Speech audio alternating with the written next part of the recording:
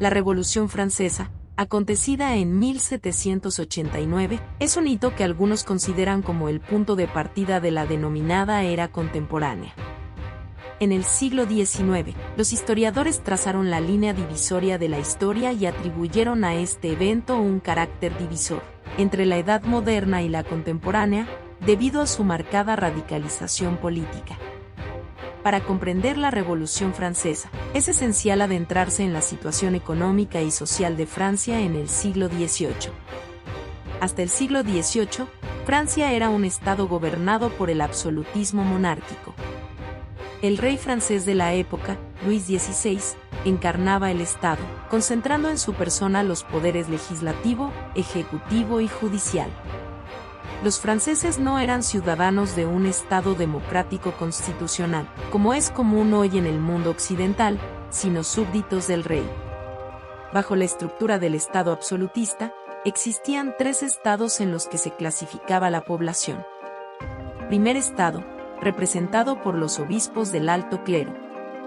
Segundo estado, compuesto por la nobleza, que desempeñaba funciones militares, nobleza de espada, o jurídicas, nobleza de toga. Tercer estado, representado principalmente por la burguesía, que incluía miembros del bajo clero, comerciantes, banqueros, empresarios, sansculottes, trabajadores urbanos sin calzones, y campesinos, que sumaban alrededor del 97% de la población. En la segunda mitad del siglo XVIII, Francia se vio envuelta en numerosas guerras, como la Guerra de los 7 Años, 1756 a 1763, contra Inglaterra y el apoyo a los Estados Unidos en la Guerra de Independencia 1776. Simultáneamente, la corte absolutista francesa, que llevaba un alto nivel de vida, se financiaba con el presupuesto del Estado, que ya gastaba gran parte de sus recursos en la burocracia que lo mantenía en funcionamiento. A esta situación se sumaron dos crisis que Francia debía enfrentar. Una crisis en el campo debido a las malas cosechas en las décadas de 1770 y 1780, lo que provocó una inflación del 62%. Una crisis financiera causada por la creciente deuda pública, principalmente debido a la falta de modernización económica, en particular la falta de inversión en la industria. Los miembros del Tercer Estado, influidos por las ideas ilustradas y los panfletos que difundían los principios de libertad e igualdad, se convirtieron en los más afectados por esta crisis. Al final de la década de 1780, la burguesía, los trabajadores urbanos y los campesinos comenzaron a exigir respuestas al rey y la corte sobre la crisis que los afectaba, así como reclamaban derechos más amplios y una mayor representación en la estructura política francesa. En julio de 1788, se convocaron los Estados Generales, una reunión para debatir asuntos relacionados con la situación política de Francia. En esta convocatoria, los conflictos de intereses entre el Tercer Estado y la nobleza y el alto clero, que apoyaban al rey, se intensificaron.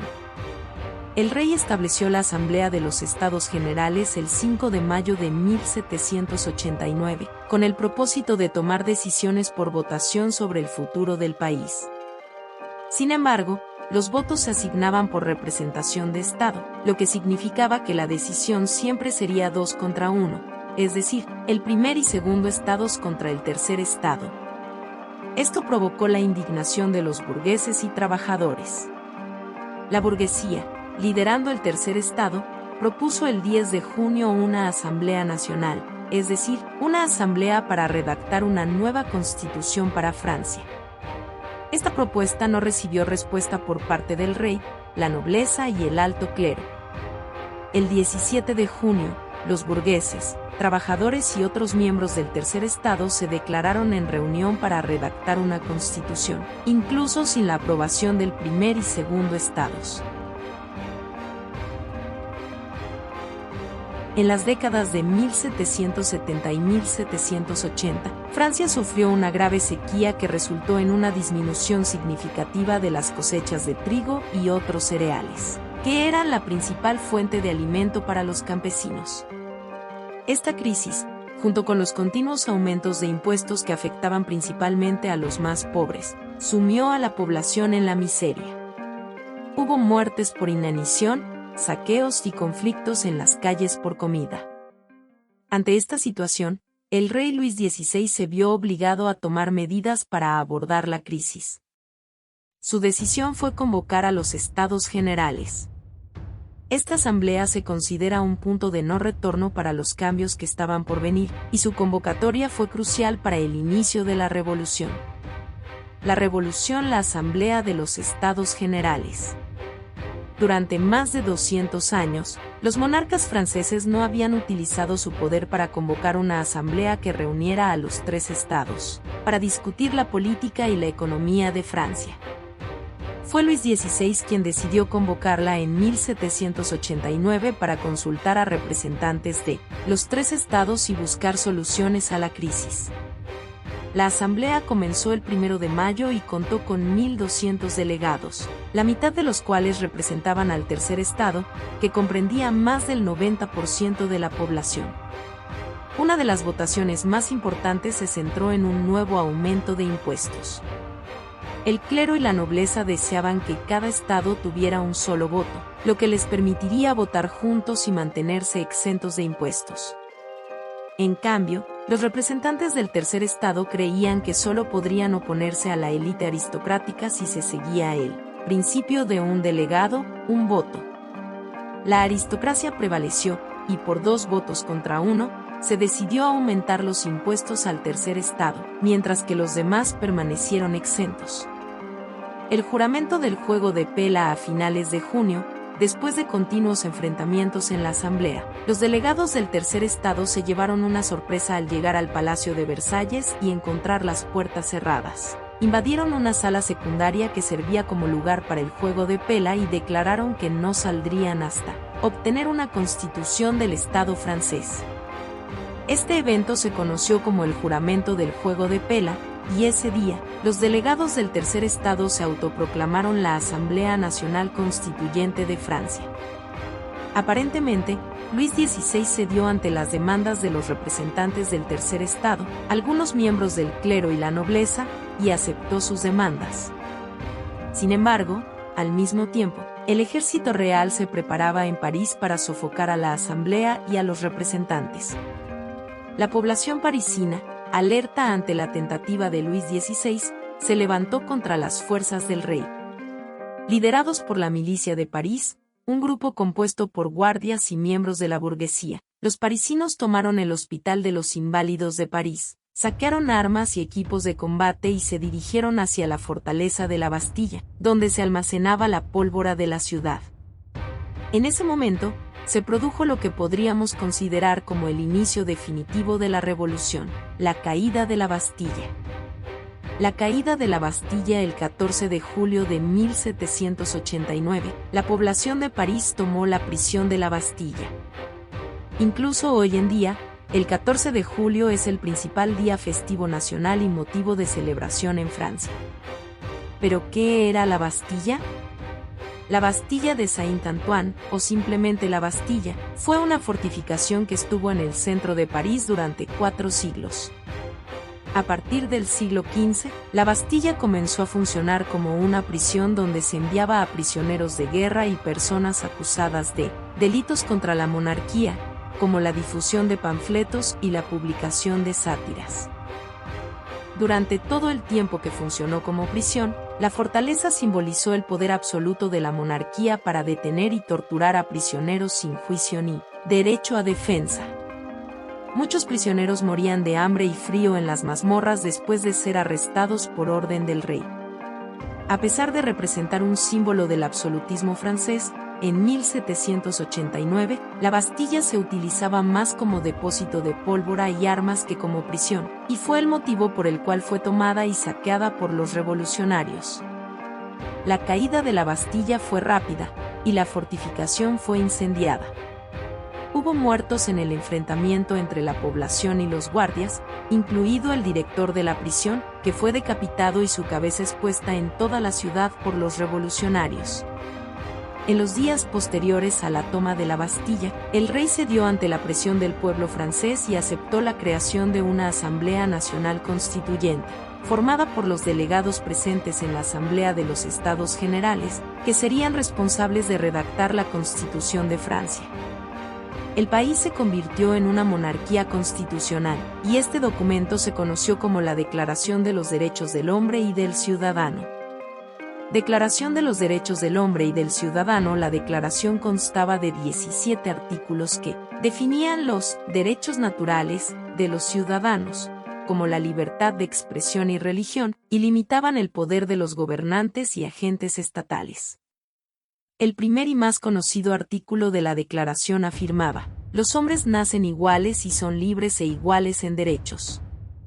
Las distinciones sociales solo pueden basarse en el bien común.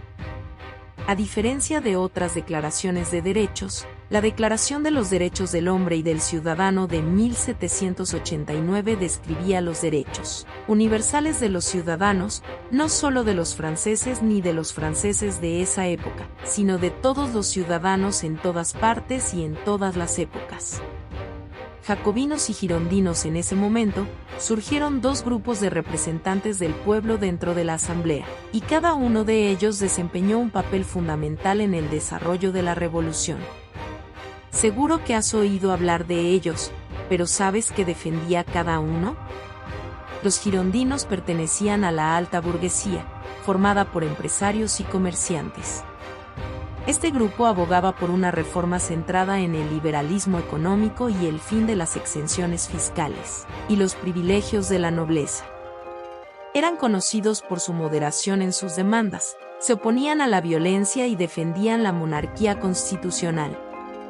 Los jacobinos, por otro lado, representaban a la baja burguesía, formada principalmente por intelectuales, abogados, trabajadores de la justicia y médicos. Los jacobinos se consideraban más radicales y buscaban una revolución más profunda, que incluyera reformas económicas y fiscales, así como reformas políticas. Algunos incluso abogaban por la eliminación total de la monarquía constitucional para establecer un régimen republicano. Los girondinos se sentaban a la derecha en la asamblea, mientras que los jacobinos se ubicaban a la izquierda. Esta división fue el origen de lo que hoy definimos como izquierda y derecha. La Revolución Francesa contra la Iglesia. Una de las primeras acciones de los diputados de la Asamblea Constituyente contra la Iglesia Católica fue confiscar y nacionalizar las tierras del clero, que representaban el 20% del territorio francés, y convertir a los sacerdotes en funcionarios del Estado francés, sometidos a las decisiones de la Asamblea y obligados a prestar juramento de fidelidad al rey, a Francia y a la ley. Pero los revolucionarios no querían simplemente combatir el poder político y económico de la Iglesia, sino erradicar cualquier vestigio de tradición católica en el país. Se realizaron cambios profundos, como la sustitución del calendario gregoriano por un calendario revolucionario en el que los meses se definían en función de las estaciones del año, y en el que el año y era 1793, el año de nacimiento de la República Francesa. También se eliminaron los domingos como día de adoración cristiana. El fin de la monarquía en Francia. Entre 1789 y 1791, Francia experimentó un periodo de monarquía constitucional en el que el rey seguía siendo el monarca, pero en la práctica ya no tenía el poder legislativo. Durante este tiempo, la situación política en Francia se mantuvo relativamente estable hasta que, en la noche del 20 de junio de 1791, la familia real francesa intentó huir de Francia con la ayuda de otros monarcas europeos, incluido el emperador del Sacro Imperio Romano Germánico, Leopoldo II, hermano de María Antonieta. La intención de Luis XVI y sus aliados era reunir fuerzas extranjeras para recuperar Francia de los revolucionarios. El plan fracasó y los fugitivos fueron descubiertos durante su viaje y devueltos a París. Con el fracaso de este intento, los monarcas de toda Europa, desde Prusia hasta Rusia, iniciaron ataques en las fronteras francesas, al considerar la revolución como una amenaza para sus propios países si triunfaba en Francia. Los franceses, por su parte, estaban divididos y sus ejércitos desgastados. La guerra devastó las ciudades fronterizas de Francia y fue la razón definitiva para que la población de París decidiera derrocar a la monarquía, que estaba actuando en contra de los intereses franceses en la guerra. El 10 de agosto de 1792, los parisinos, liderados por un grupo de revolucionarios conocidos como sansculottes, tomaron el Palacio de las Tullerías, donde vivía la familia real, y en ese momento, la monarquía francesa llegó a su fin, dando paso a la República, proclamada el 21 de septiembre. Luis XVI y María Antonieta fueron arrestados por alta traición.